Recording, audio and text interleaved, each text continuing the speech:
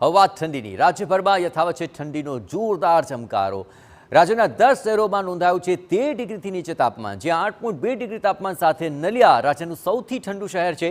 ઠંડા પવનો ફૂંકાવાને કારણે લોકો હાલ તો ઠૂંઠવાઈ રહ્યા છે। અમદાવાદની વાત કરીએ, અહીં તાપમાનનો પારો 14.5 ડિગ્રી પર પહોંચ્યો છે।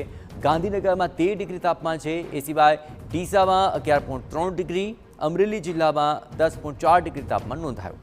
રાજકોટમાં 11.5 ડિગ્રી તાપમાન છે। પોરબંદરમાં 11.2 ડિગ્રી, આ ઉપરાંત કેશોદમાં 11 ડિગ્રી અને સુરેન્દ્રનગરમાં 12.4 ડિગ્રી તાપમાન નોંધાયું।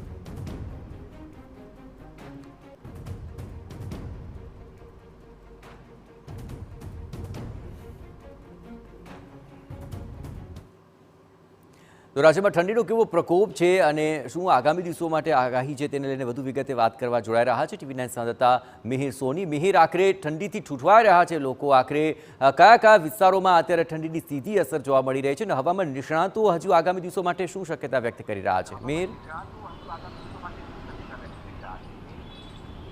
જયેશ, હવામાન વિભાગે પણ આગાહી કરી કે 4 તારીખ અને 4 તારીખ બાદ એક અઠવાડિયા સુધી ઠંડીનો પારો છે કે જે ગગડી શકે છે, એટલે 4 થી 5 ડિગ્રી ઘટે તેવી શક્યતા છે તે વ્યક્ત કરવામાં આવી છે। પરંતુ છેલ્લા 2 દિવસથી રાજ્યભરમાં જે ઠંડીનો જોર છે તે વધ્યું છે અને સિઝનનું આ સૌથી ઓછું કહી શકાય કે જે આ ઠંડીનું જે તાપમાન છે તે જોવા મળી રહ્યું છે।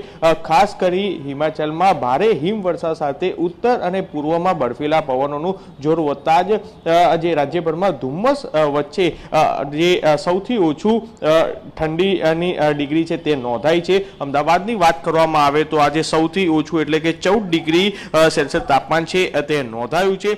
ખાસ કરી અને વિઝિબિલિટી પણ ઓછી જે છે તે થઈ રહી છે, કારણ કે એક બાજુ આ ઠંડીના જોર વધતાની સાથે જ આ હિમાચલમાં ભારે હિમવર્ષા સાથે ઉત્તર પૂર્વના બરફીલા પવનોનું જોર વધતા જે પવનોનું જોર વધી રહ્યું છે અને જેના કારણે જ રાજ્યભરમાં આ રીતના ઠંડીનું જોર છે તે જોવા મળી રહ્યું છે। ત્યારે બીજી બાજુ હવામાન વિભાગે પણ આગાહી કરી છે કે આજથી 4 તારીખથી લઈ અને એક અઠવાડિયા સુધી આ જ રીતના તાપમાન છે કે જે 4 થી 5 ડિગ્રી ઘટી શકે છે। ત્યારે બીજી બાજુ હાલ તો ઠંડીથી બચવા માટે લોકો જે છે કે જે કસરત કરી રહ્યા છે અને તાપણું કરી અને તે આ ઠંડીથી બચવા પ્રયાસ કરી રહ્યા છે। પરંતુ આ વર્ષે હવે નલિયામાં પણ સૌથી ઓછું તાપમાન છે કે જે 2 ડિગ્રી જેટલું છે તે પણ નોંધાયું છે। ત્યારે આવનારા આજ હવે ઠંડી જે છે તે જોવા મળશે અને ઠંડીના કારણે અત્યારે હાલ પવનનું જોર વધતા જ જે 14 ડિગ્રી જેટલું મહત્તમ જે તાપમાન છે તે અમદાવાદમાં પણ નોંધાયું છે।